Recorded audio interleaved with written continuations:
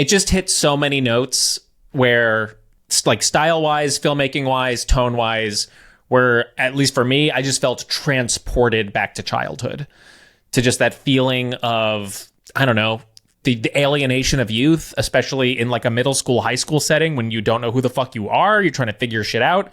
People are constantly mean to you and bullying you. You are so afraid of expressing yourself and being yourself because you just, at least for me, I don't know about your experience, I was so wrapped up with how I was perceived in middle school and high school. Like, it gave me so much agita. So just watching these two in a school setting, also like the Fruitopia vending machine. Beautiful. So and we're also 90s kids. So like this also is set during the 90s. So it's hitting all those chords. But yeah, I loved it. It felt so rarely is a filmmaker able to capture an image with performances, with set design, tone, whatever, that you immediately get such a clear sense of place and such a resonant understanding. And maybe that's just because of our own personal experience. I'm sure it plays into it as 90s kids living through this time where you're just like, fuck, this feels too, like, I feel anxious again. Like, fucking Matt Nickerson is around the corner and he's going to try to Matt fucking Nickerson. Push me against. Oh. He's a fucking cop now. But yeah, so I love the whole beginning. I loved all of the stuff with them early on. Yeah, and the suburban anxiety, which you're right, I don't really relate to other than through TV.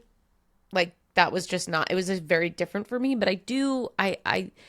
it makes me think a lot about how my mom talked about her, and it was in the 50s, it was a totally different time, but just like that experience of like, and even as I've mentioned, I think on the show, I'm rewatching Mad Men, like just so much, there was so many like a regurgitation of like even what was happening in the 50s of just like sitting the kids down in suburbia to watch the TV and like the literal glow on the face and just how many hours can pass. Oh my God, absolutely. I mean, I was a latchkey kid. Me and my siblings were all latchkey kids. My parents were divorced. My mom was back in school and then working most nights. So it was just the three of us. And yeah, I have so many distinct memories of, walking into the living room and seeing my two younger siblings just crouched in front of the TV, the light on their face, no other lights on in the house because we're children and we don't like turn the lamps on or whatever.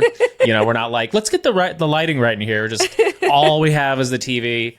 Also that super disorienting feeling when you fall asleep in front of the TV and then you wake up hours later and you're just like, what? And there's some like infomercial playing and it's just, you don't know what time it is.